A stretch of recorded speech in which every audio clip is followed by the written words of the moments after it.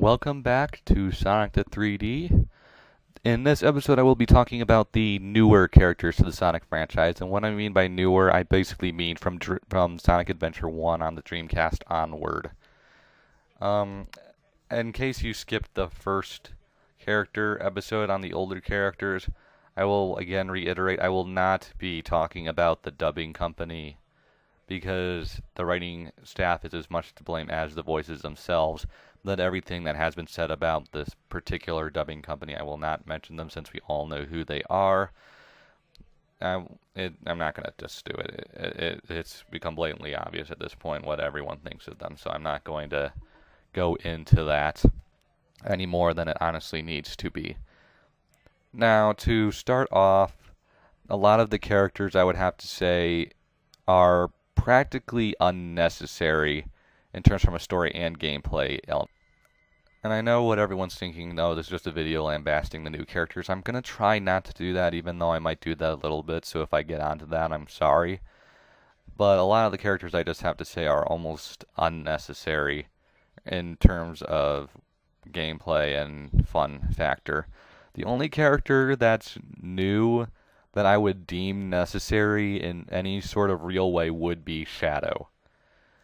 Because he, at least originally, he was integral to story, good for gameplay since he essentially was a Sonic palette swap in the beginning, and he serves some purpose to the overall storyline. I mean, he's Sonic's, dark double. I know we sort of already had that with Metal Sonic, but this character actually has more of a personality and actually can do things that no one else can do, such as the Chaos powers. So in terms of what would make a good new character, Shadow from Adventure 2 would be a perfect example. On how not to do a new character, I would say Shadow the Hedgehog from the Shadow the Hedgehog game onwards. Because he has become more of a side character, or his personality has become just to the point where no one can stand him. Or to the point where it's just pointless to have him in the game in the first place, such as Sonic 06. Shadow is a good example for this because it shows what can work and what cannot work for essentially the same character. For a new character, you have to establish their importance to the story. Meanwhile, a lot of the new characters, such as Big the Cat, Omega, Rouge, serve no purpose on the whole. Yeah, they have their occasional moments where they're important, but they're not continuously important enough to warrant being in games continuously. And this is essentially the part where I go on a little lambasting spree, because, let's face it, the personalities of a lot of the new characters can basically be described as, "The froggy. I serve no purpose to the plot. Me too. I'm voiced by a whore," and wow, that voice really sucked in. Could I be more of a Trunks ripoff? So I just had to get that out of my system. But again, to the point that if you want to make a new character, you have to establish them. Now, in terms of what would make a good new character for a 3D Sonic game, I would say either try not to do it unless it is integral to the story, like Shadow was to Sonic Adventure 2 or Chip was to Unleashed, where they're genuinely necessary. And even then, I would refrain using them too much or for gameplay unless it can be helped. Because you're playing a Sonic game to play as Sonic or a very small cast of his friends. A good example of limit size for new characters or playable characters would be a game like Sonic 3 and Knuckles or just Sonic 3, where you basically only have 2 or 3 characters playable to begin with for the game.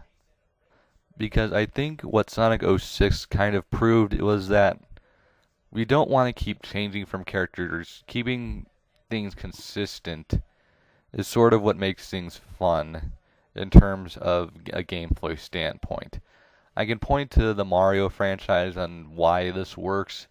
So, yeah, you can have a different character or two be playable, such as Mario 64 DS, where you have 4 playable characters total, but the last thing you should do is just convolute the game by putting a whole bunch of new people in. So In terms of what I would expect from a new character, would be integral to story and or serving some importance continuously for the game. So this is why I feel Shadow is the only necessary new character. Mind you, Blaze the cat is a very good character, and she actually serves some importance, but I don't think she's completely integral to the story like Shadow is in the terms of a long-standing point. Or I would like to throw the opinion out there that maybe new characters should be limited to side or spin-off games unless they become popular enough to warrant putting in new games, whereas Blaze the Cat would be a perfect example of this. Now, Rush and Rush Adventure are sort of side games. They don't seem to serve a big importance to the main storyline, although you could put them in there. I'm not really sure where other people's opinions on that are, since I didn't get a whole lot of feedback on that. But if I think you should debut new characters in side games first, if it can at all be possible. So we can, if you don't like the new characters, you just don't have to use them again, and it wouldn't look weird. Whereas if you don't see a new character established in a real game, it just starts to get like, well, where were they during this game, or where were they now?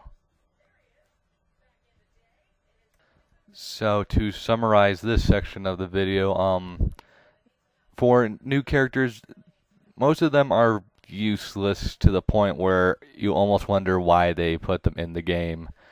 Well, I can tell you why they put them in the game, to try and do something different, and since a lot of them didn't work, they're just not using them anymore, at least in terms of gameplay or story, to the point where they're likable. A good example on how they should do it is Shadow, to establish importance integral to gameplay but not deviate too much from it, because once they started deviating, it got kind of aggravating. Or to throw the option out there is that debut them in side games, so that way if people don't like them, you don't have to use them, and it wouldn't look weird. So, that's my opinion on the new character. Stay tuned next time for when I talk about the gameplay aspect of the Sonic games.